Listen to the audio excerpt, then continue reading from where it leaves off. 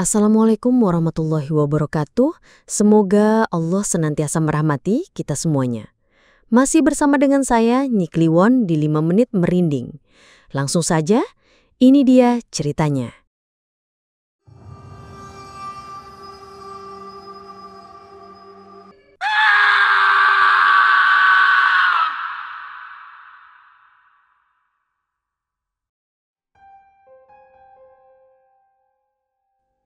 Malam semakin larut di kosan tua itu.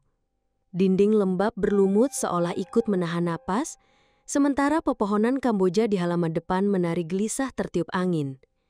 Di salah satu kamar, 5 mahasiswa berkumpul, diterangi temaram lampu pijar dan beberapa lilin yang sengaja dipasang. Sebuah boneka jelangkung berdiri kaku di tengah lingkaran, menatap kosong dengan mata kancingnya. Tawa-tawa hambar meluncur di antara mereka, mencoba mengusir ketegangan yang mulai merayapi. Tiba-tiba, pena di tangan boneka itu bergerak. Perlahan, seolah ditulis oleh jemari tak kasat mata, sebuah nama terukir di atas kertas buram di hadapan mereka. Maya. Sontak, suasana yang semula riuh menjadi senyap mencekam. Mereka saling pandang, raut wajah pucat pasi. Ada yang bergidik ngeri. Ada pula yang berusaha menampik, berdalih itu hanya sugesti.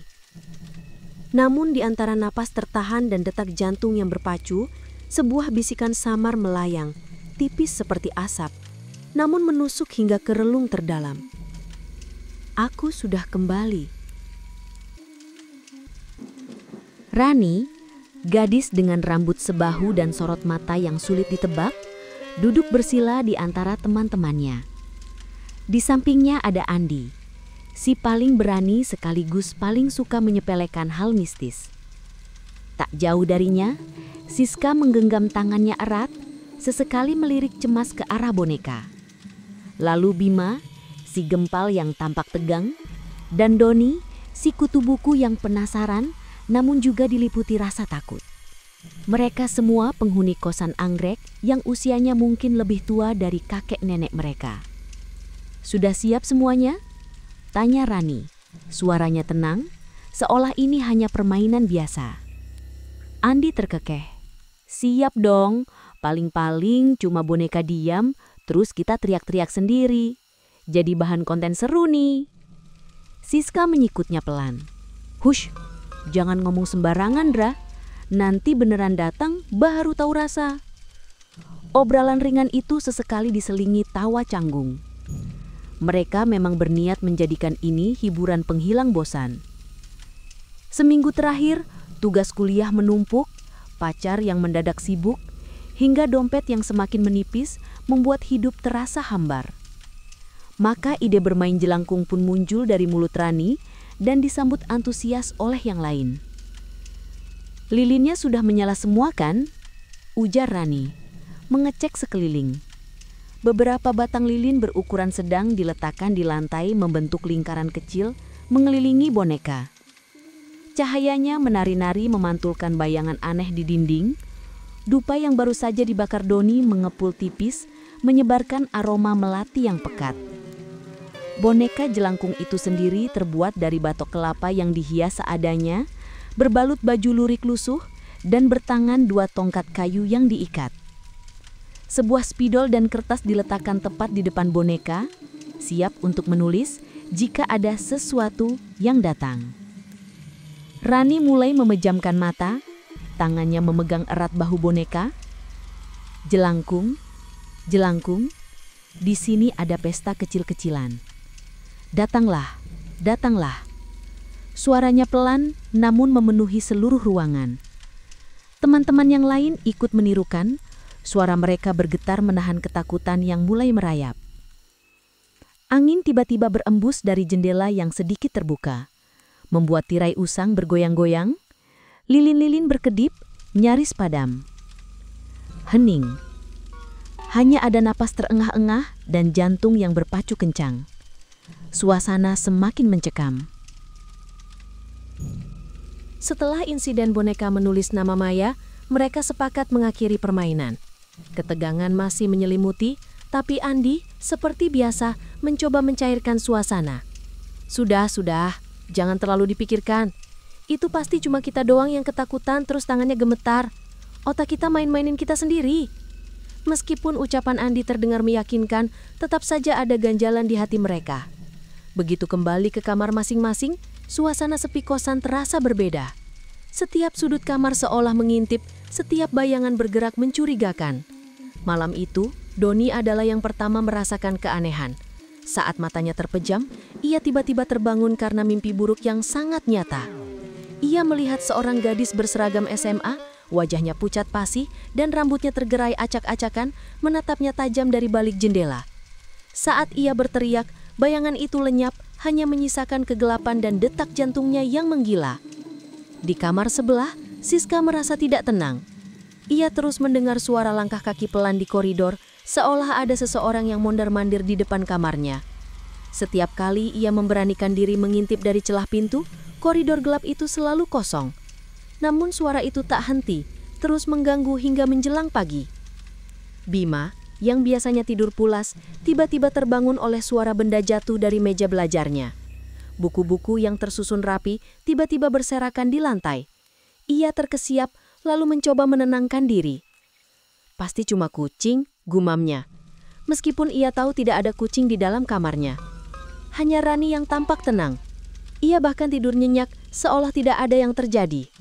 Pagi harinya, saat mereka berkumpul di dapur, wajah-wajah lesu itu bercerita tentang pengalaman masing-masing. "Aku mimpi buruk banget tahu," keluh Doni, matanya sembab. "Ada cewek berseragam SMA natap aku." Siska mengangguk setuju. "Aku juga dengar langkah kaki semalaman, berasa ada yang ngawasin." Andi tertawa hambar.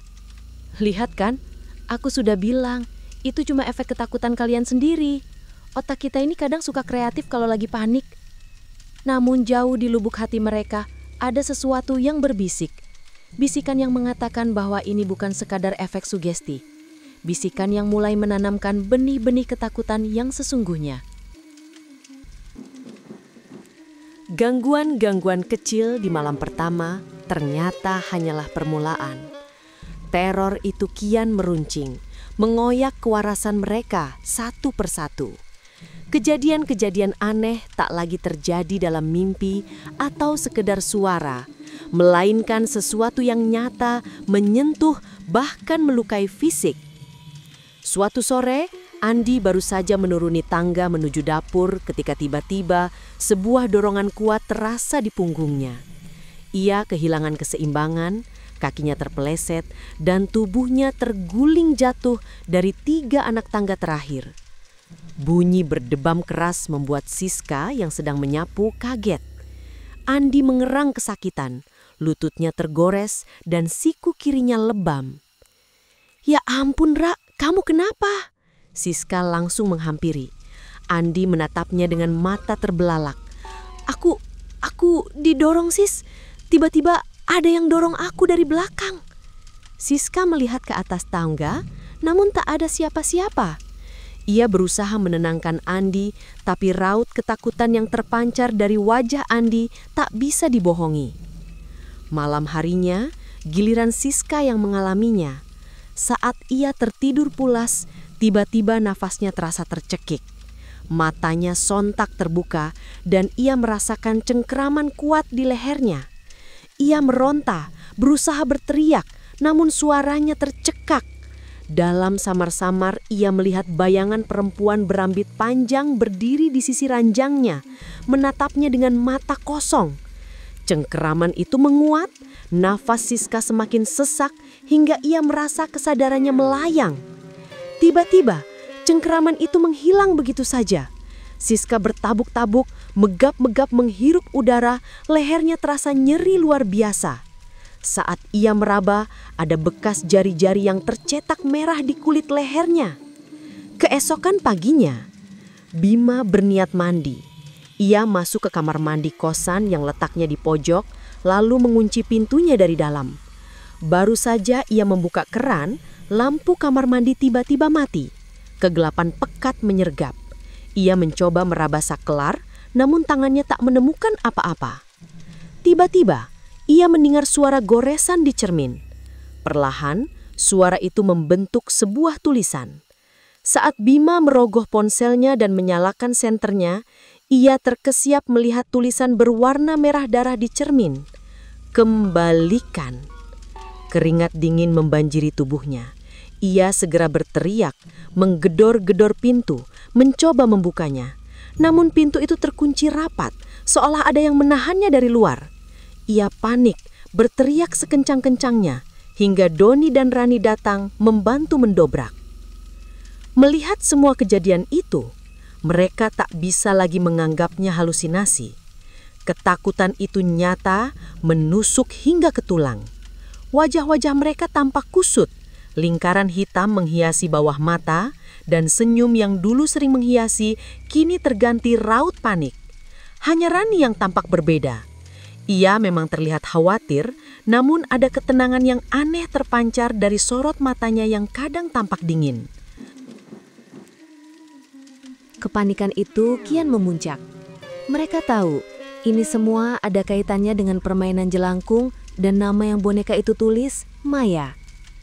Doni, si kutu buku yang gemar berselancar di internet, memutuskan untuk mencari informasi. Ia mencoba berbagai kata kunci. Gadis berseragam SMA, nama Maya, bunuh diri, kosan tua anggrek. Berjam-jam Doni tenggelam di depan layar laptopnya.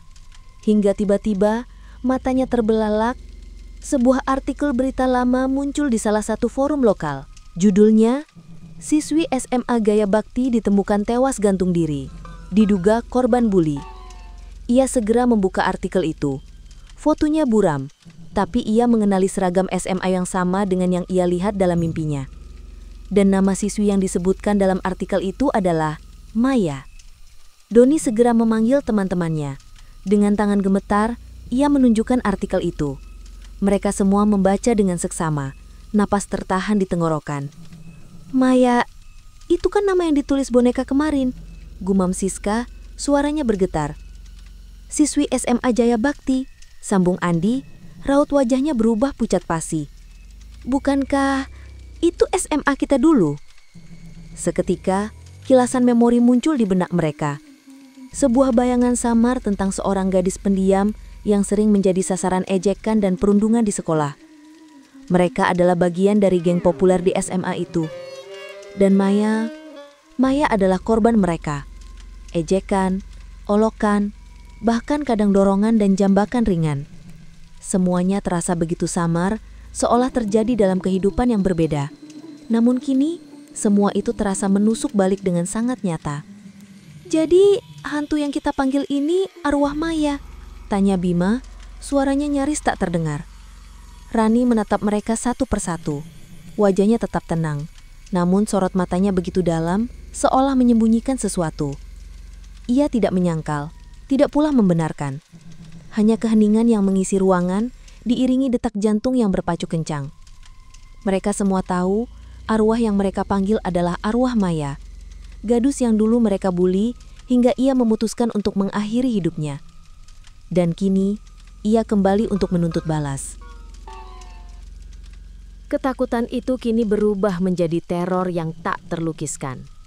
Mereka tahu ini adalah balasan atas perbuatan masa lalu mereka. Namun satu persatu dari mereka mulai menyadari keanehan sikap Rani. Ia tidak sepanik yang lain, bahkan terkesan sangat tenang di tengah gempuran teror. Suatu malam, setelah Andi nyaris dicekik oleh bayangan hitam di kamarnya, ia memberanikan diri mendekati Rani. Ran, kamu ini kenapa sih? Kamu kok kayak biasa aja? Kita semua ketakutan setengah mati. Tapi kamu? Rani menatapnya datar. Memangnya kenapa? Bukankah itu yang kalian inginkan? Hiburan? Andi terdiam. Cara bicara Rani yang dingin membuat bulu kuduknya merinding. Doni yang kebetulan mendengar percakapan itu, tiba-tiba teringat sesuatu. Artikel lama yang ia temukan tentang Maya. Ia kembali mencarinya, dan kali ini ia menemukan informasi yang lebih detail. Di bagian akhir artikel, ada sebuah kutipan dari kepala sekolah SMA Jaya Bakti yang menyatakan belasungkawa dan menyebutkan bahwa Maya memiliki seorang kakak perempuan yang juga bersekolah di sana, bernama Rani. Dunia Doni runtuh. Kakak Maya? Rani? Ia segera berlari menuju kamar Rani, membawa laptopnya. "Ran, apa ini benar?" Rani menoleh, matanya masih dingin. Ia melihat artikel di layar laptop Doni, lalu tersenyum tipis. Senyum yang begitu asing, begitu mengerikan. "Ya," jawabnya pelan. "Maya, dia adikku." Seketika ruangan itu terasa membeku. Andi dan Siska yang kebetulan ada di sana terperangah. Mereka tak bisa berkata-kata. "Kalian ingat kan? Bagaimana kalian membuatnya menderita? Setiap hari, setiap jam, dia selalu pulang dengan mata sembab, baju kotor, bahkan luka-luka di tubuhnya." Ia menatap mereka satu persatu. Matanya berkilat marah. "Kalian kira aku tidak tahu? Aku kakaknya. Aku melihat semuanya. Tapi aku tidak bisa melakukan apa-apa. Aku terlalu takut, terlalu pengecut untuk melindunginya." Air mata mulai mengalir di pipi Rani. Namun itu bukan air mata penyesalan. Itu adalah air mata amarah yang sudah lama terpendam. "Aku tahu, kalian berlima yang paling sering mengganggunya. Dan aku tahu, kalian juga penyebab dia memutuskan untuk mengakhiri hidupnya," ucapnya dengan suara yang menusuk. "Aku sengaja mengajak kalian bermain jelangkung. Sengaja membuka jalan bagi Maya untuk kembali, untuk membalaskan dendamnya. Agar kalian tahu bagaimana rasanya dibuli, diteror, dan dihantui ketakutan yang kalian berikan padanya." Mereka semua terdiam, membeku di tempat. Wajah Rani yang biasanya tenang kini dipenuhi amarah, dendam, dan kesedihan yang tak terhingga. Mereka menyadari Rani bukan korban dalam permainan ini. Ia adalah sang dalang, sang pelaksana balas dendam. Malam itu, kosan tua itu terasa seperti medan perang. Hawa dingin menusuk hingga ke tulang, diiringi aroma busuk yang menyeruak dari setiap sudut. Setelah rahasia Rani terungkap, ketakutan mereka bukan hanya pada arwah Maya, tetapi juga pada Rani yang kini berdiri tegak sebagai musuh mereka. Tiba-tiba, lampu di kamar Rani berkedip-kedip, lalu padam sepenuhnya. Kegelapan pekat menyelimuti. Sebuah suara cekikikan melengking terdengar dari sudut ruangan, membuat bulu kuduk berdiri. Mereka semua, kecuali Rani, beringsut mundur, saling merapat. Perlahan, di tengah kegelapan, sebuah wujud mulai terbentuk. Mula-mula samar, lalu semakin jelas. Sosok perempuan berseragam SMA. Rambutnya terurai panjang menutupi wajah. Kulitnya pucat pasi, dan di lehernya sebuah bekas melingkar kehitaman, seolah bekas tali yang mencekik. Arwah Maya telah muncul sepenuhnya. Boneka jelangkung yang semula diletakkan di sudut, tiba-tiba melayang di udara. Spidol di tangannya bergerak liar, mencoret-coret dinding dengan tulisan yang sama mengerikan, "Mati." Arwah Maya melayang mendekat, matanya yang kosong menatap tajam ke arah Andi. Tiba-tiba, boneka jelangkung menyerang Andi. Tongkat kayunya menghantam kepala Andi, lalu menyeret tubuhnya ke tengah ruangan. Andi berteriak kesakitan, berusaha melawan namun cengkraman tak kasat mata itu terlalu kuat. Arwah Maya terus menatapnya. Bibirnya membentuk senyum miris. Tiba-tiba, Andi merasakan nafasnya sesak. Tubuhnya terangkat ke udara lalu dibanting keras ke lantai berulang kali, persis seperti saat dulu ia sering mendorong dan membanting Maya di tangga sekolah. Akhirnya, tubuh Andi tergeletak tak bernyawa, dengan kepala yang pecah dan leher patah. Berikutnya giliran Siska. Ia berteriak histeris melihat kematian Andi. Namun arwah Maya sudah di depannya. Cengkraman kuat terasa di leher Siska, jauh lebih kuat dari malam-malam sebelumnya. Siska meronta, matanya melotot, wajahnya membiru, air mata bercampur ludah keluar dari mulutnya. Ia dicekik hingga lemas, lalu tubuhnya jatuh tak berdaya. Persis seperti ia sering mencekik Maya saat marah. Bima mencoba melarikan diri, Namun pintu kamar Rani tiba-tiba tertutup rapat. Ia terperangkap. Arwah Maya kini menatap Bima. Boneka jelangkung melayang di depannya, lalu menabrakkan diri ke cermin di ruangan itu. Cermin pecah berantakan. Tiba-tiba, pecahan-pecahan cermin itu melayang, lalu menancap satu persatu ke seluruh tubuh Bima. Bima menjerit kesakitan. Darah membasahi tubuhnya, persis seperti ia sering memecahkan kaca dan melemparinya ke Maya. Doni yang selama ini hanya bisa menyaksikan, kini pasrah. Ia terduduk lemas, tak ada lagi kekuatan untuk melawan. Arwah Maya mendekatinya, tatapan kosong itu menusuk jiwanya. Tiba-tiba, Doni merasakan tubuhnya tertarik seolah diseret ke dalam sebuah lubang gelap. Ia berteriak memanggil Mama Rani, memohon pertolongan. Namun Rani hanya berdiri di sana, menyaksikan semuanya dengan mata kosong. Tubuh Doni menghilang, meninggalkan jejak goresan darah di lantai. Hilang ditelan kegelapan, persis seperti ia dulu sering menyeret Maya ke tempat terpencil untuk diolok-olok. Rani hanya berdiri, mematung di tengah kekacauan itu. Tubuh-tubuh teman-temannya tergeletak mengenaskan, bersimbah darah. Aroma anyir menusuk hidung. Ia mengira ini semua sudah selesai.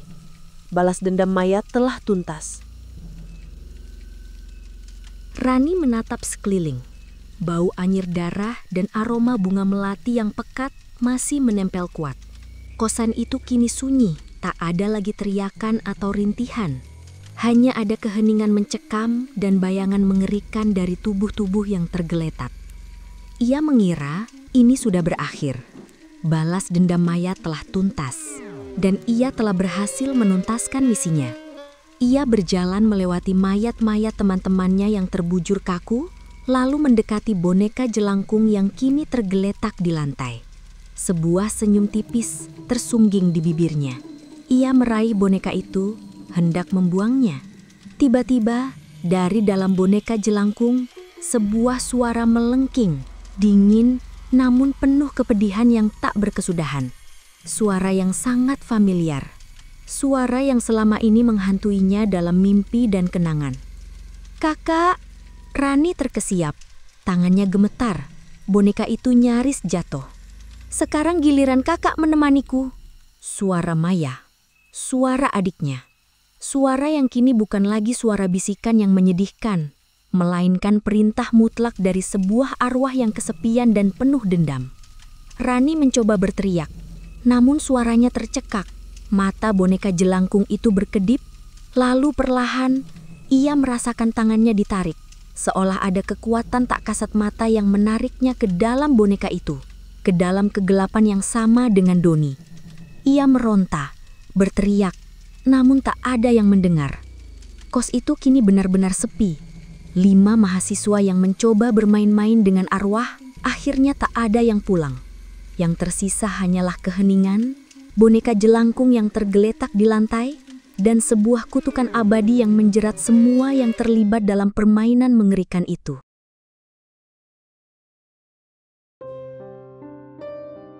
Bersama saya, Nyi Kliwon.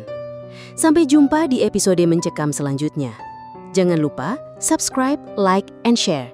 Terima kasih. Wassalamualaikum warahmatullahi wabarakatuh.